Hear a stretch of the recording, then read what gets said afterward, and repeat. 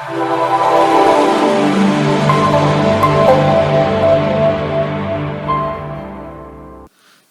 نیکې هیلې او درنښت ډیرو ښاغلو لیدونکو د حسیب الله سنګین ټکنیکل یوټیوب چینل ته ښه راغلاست. په دې هیله چې د روغتیا، سلامتیا او نیکمرغۍ جامې مو په تن وي او د ژوند په ټولو ورځنیو چارو کې کامیاب، سرلوړي او سرفراز اوسئ. ښاغلو لیدونکو، نن هم د تیر په څیر راځو په مایکروسافت اکسل پروګرام کې د سریال نمبر په یوه لنډه طریقه کار کوو. په داسې طریقه کار کوو چې د هغې په اساس او د هغې په واسطه زموږ او تاسو په ورځنیو چارو کې اسانتیا او لا دقت رامنځته کوي. په کار د پیل لپاره راځو لومړی د مایکروسافت اکسل پروګرام خلاصوو. قدرمنو لیدونکو، کوم جدول چې تاسو وینئ، فکر وکړئ چې دا ستاسو په کاري ماحول کې ستاسو د دفتر ډیټابیس دی او نوموړی ډیټابیس تاسو ته یا په اکسل کې درکړل شوی او یا غواړئ تاسو یې جوړ کړئ. نو ډیټابیس خو معمولا د معلوماتو د راټولولو دپاره په کاریږي او همدارنګه د معلوماتو د ساتلو دپاره په کاریږي. او بالاخره د ډیټابیس وظیفه دا ده چې موږ ته د ضرورت پر وخت موثقه او په حقیقت ولاړه ډیټا وښیي. نو دا چې موږ یوه منظمه او یوه موثقه ډیټا ولرو، نو د هغې دپاره باید له مختلفو ټریکونو او طریقو څخه استفاده وکړو. له داسې طریقو څخه استفاده وکړو چې هغه زموږ په ورځني کاري ماحول او په ورځنیو چارو کې اسانتیا، دقت او حقیقت رامنځته کړي. د دې موضوع هدف په دې کې دی چې موږ څه ډول کولی شو د خپلو ریکارډونو یا د انټري دپاره منظمه مسلسله شمیره ولرو. یعنی که چیرته موږ یو ریکارډ انټري کوو یا د یو شخص په ارتباط معلومات انټري کوو، نو په لومړي سر کې د همغه سریال نمبر باید انټري کړو. سریال نمبر موږ او تاسو په څو طریقو انټري کولی شو. لومړی که چیرته زه په دغه لیست کې یا په دغه جدول کې د یو کارمند ریکارډ یا معلومات انټري کوم، نو زه مجبور یم چې پیل له نمبر یا مسلسلې شمیرې څخه وکړم. خو مسلسله شمیره مونږ منولي یا په خپله هم انټري کولی شو او یو میکانیزم او یوه طریقه هم ورته شته چې خپله مایکروسافت اکسل ته دا وظیفه ورکړو چې مسلسله شمیره خورا دقیقه او په خپله انټري کړي، تر څو زموږ په ډیټابیس کې لا دقت او پر کار کې مو اسانتیا رامنځته شي. نو د دې طریقې د اجرا لپاره زه راځم لومړی یو څو ریکارډونه انټري کوم. فرضاً زموږ سره په دې دفتر کې کارمندان دي، که نه؟ لومړی راځم د خپلو کارمندانو یو لیست جوړوم. لومړنی کالم چې موږ لرو د نمبر کالم دی، چې په دې کې مونږ د ټولو کارمندانو سریال نمبر رسوو او مقابل ته یې د کارمندانو نومونه، دندې، تنخواه، سلري یا معاشات او همدارنګه د مختلفو میاشتو معاشات انټري کوو. لومړی راځم د مونږ سره چې په دفتر کې یا په کاري ماحول کې یو کارمند شتون لري، مثلا لومړی شمیره نوم یې دی مثلا احمد. احمد د مونږ سره د اډمین په پوزیشن کار کوي. سلري مثلا 15,000 افغانۍ تنخواه لري میاشتنۍ. دوهم نفر چې د مونږ سره په دفتر کې کار کوي سالم دی، مثلا د فاینانس پوزیشن کار کوي، 10,000 افغانۍ میاشتنۍ تنخواه لري. دریم نفر د مونږ سره حبیب دی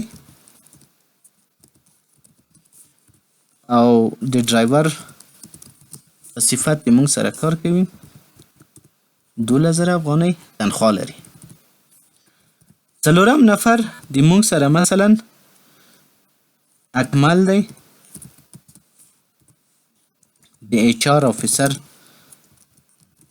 په حیث د مونږ سره دنده لري او 15,000 افغانۍ سلري ده. دا خو هغه ریکارډونه دي چې ما من ولیه په خپله د هغې نمبر هم انټري وکړله، نوم، پوزیشن او سلري. اوس په دې کې کیدلی شي ریکارډونه او انټري زیاته شي او په دې کې نمبر یا ډوبلیکیشن راشي او یا میسینګ. کیدای شي 4 نمبر بیرته 4 نمبر ورسي، کیدای شي 3 نمبر ورسي. که یو څوک ووایي چې نه امکان نه لري، صحیح ده، په اوس وخت کې خو امکان نه لري ځکه د تاسو انټري او د تاسو ډیټا کمه ده. کله چې ډیټا زیاتیږي نو بیا پوره دقت غواړي ځکه هغلته په زرهاو روګانې دي، په زرهاو نمبر ته ضرورت دی. نو تاسو باید هغه نمبر دقیق وګورئ، مخکې نمبر وروسته د هغې نه نمبر انټري کړئ. خو دا چې مونږ ته دومره سرګرداني او سرخوږی جوړ شي، ښه دا ده چې د نمبر وظیفه مونږ او تاسو خپله مایکروسافت اکسل ته ورکړو. مونږ خپله ډیټا انټري کوو، نور په نمبر پسې سر نه خوږوو. نمبر باید خپله مایکروسافت اکسل انټري کړي. د دغه طریقې د اجرا لپاره زه راځم نوموړې ډیټا له منځه وړم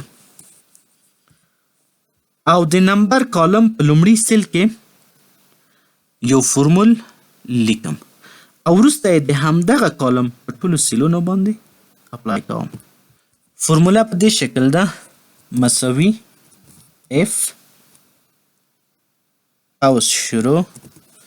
کله چې قوس شروع شو د هغې نه وروسته د نیم کالم لومړی سیل انتخابوم، مساوي ډبل کوټس کاما ورپسې د ډبل کوټس، البته ډبل کوټیشن د موږ تاسو باید 2 ځله وي، رو او شروع ډبل ډاټس یو قوس 2 ځله مې خلاص کړی، 2 ځله یې بسته کوم، یو ځل قوس بسته، بل ځل بسته او وروسته د هغې نه نوموړی فورمول انټر کوم. فورمول مونږ او تاسو د نمبر کالم په لومړي سیل کې ولیکلو، یعنې په لومړي سیل باندې فورمول اپلای شو. اوس غواړو چې نوموړی فورمول د نمبر په ټولو روګانو تر پایه پورې یا په ټولو سیلونو باندې تر پایه پورې اپلای شي. نو راځو په دغه کونج کې چې د کرسر کله د جمع شکل یا د مثبت شکل غوره کړ، همدې ځای کې کلیک نیسو او لاندې یې کشوو تر پایه. فورمول د مونږه په مکمل کالم باندې اپلای شو. اوس دې ته ضرورت نشته چې زه ریکارډ انټري کوم او ولاړ شم لومړی نمبر ولیکم. اوس فقط راځم خپل ریکارډونه انټري کوم. مثلا د مونږ څخه کارمند دی احمد، د اډمن په حیث کار کوي، سلري ده مثلا 20,000. ګوره احمد چې ومې لیکلو خپلی نمبر واخیستو 1. دوهم د مونږ څخه سالم دی، فاینانس 15,000 سلري لري، نمبر یې 2 واخیستلو. دریم د مونږ څخه اکمل دی، ډرایور 12,000 او بل د مونږ سره مثلا حمید دی کوک